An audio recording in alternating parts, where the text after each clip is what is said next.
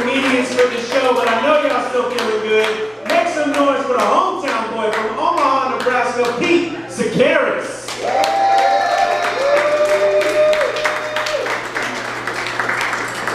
How we doing? Thanks for coming out. Hope you enjoyed the festival this weekend. I'll tell you a little about myself.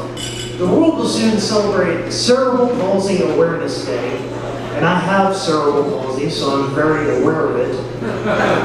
It's a brain disorder that affects the muscles. Like, it affects my hand gestures. Like, I can't give the peace sign without looking all alien-like.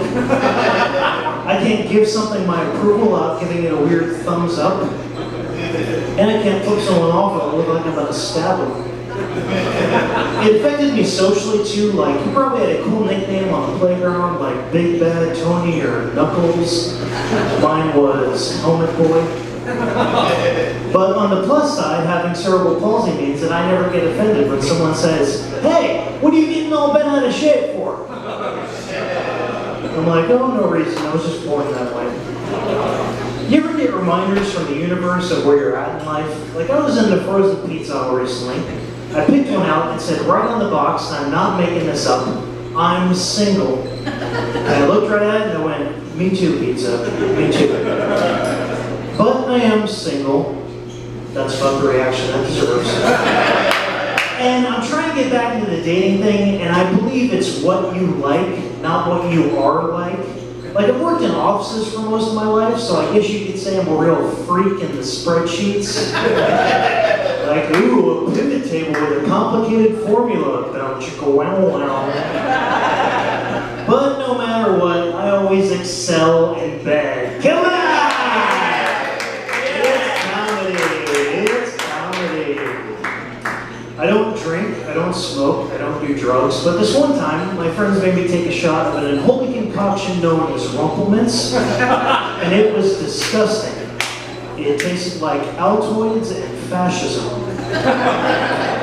And this other comic told me, he was like, "Dude, you should smoke weed."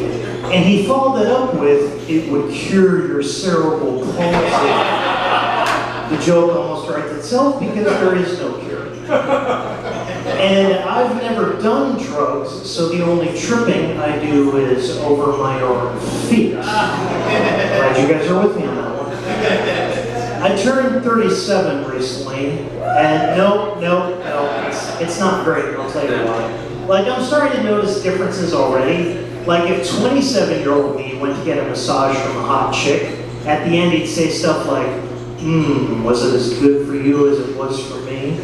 But 37-year-old me goes to get a massage from a hot chick, and at the end he says stuff like, "Is there going to be a copay next time?" But yeah, it's not good. I went to a community college, so I guess you could say I reached for the sky's limit. I went to Iowa Western, our mascot was the Reavers, and it was a type of pirate that got drunk, partied, and caused trouble everywhere they went. And I was like, well, we're in college, so that makes a lot of sense. The college is in Council Bluffs, so that makes even more sense. And they sure did drink a lot of PBR. I'm glad you guys realized that was a stupid one. But this next joke will give you an idea of how good that associate's degree is working out for me. I walk to the bus stop every morning to go to work downtown, and I passed by this dispensary, and the first time I saw it, there were these two beautiful girls out front, twirling signs for the place. They were very stoic, they never said anything. And I was like, oh, I'm not gonna talk to them right away, gonna put out the vibe, work on my mojo a little bit. It took me 6 months before I realized that they were in fact mannequins.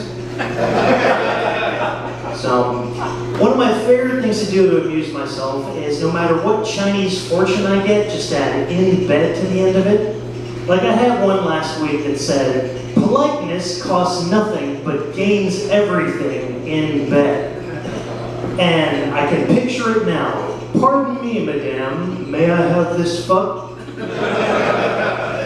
But outside of comedy, I'm involved with local professional wrestling, and one of my favorite forms of wrestling is the lucha libre from Mexico, And it's where the wrestlers wear colorful masks and outfits, and they do these death-defying moves. They hit each other with chairs, they put each other through tables, and they get the biggest rush out of it that you can ever possibly imagine. But when I do it, I get permanently banned from Chipotle. But you gotta pick your battles. I worked in the call center for 12 years and still managed to maintain my sanity.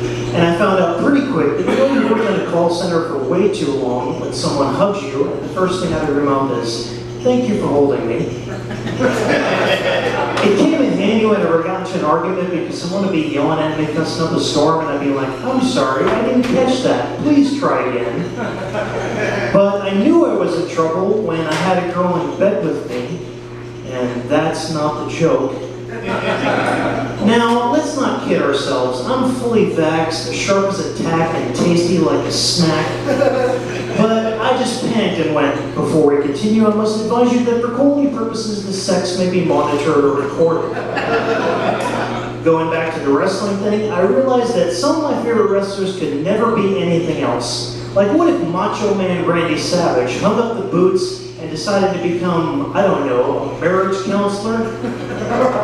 Imagine that interview. He'd be like, "Yeah, I read your interview and you seem like wonderful, interesting people, but I've been thinking, I gotta tell you, if you want to have a cup of coffee in the big time, infidelity can drop an elbow in even the toughest of marriages. But if you are honest with her and she is honest with you, you will be the world heavyweight champions of matrimony, and oh,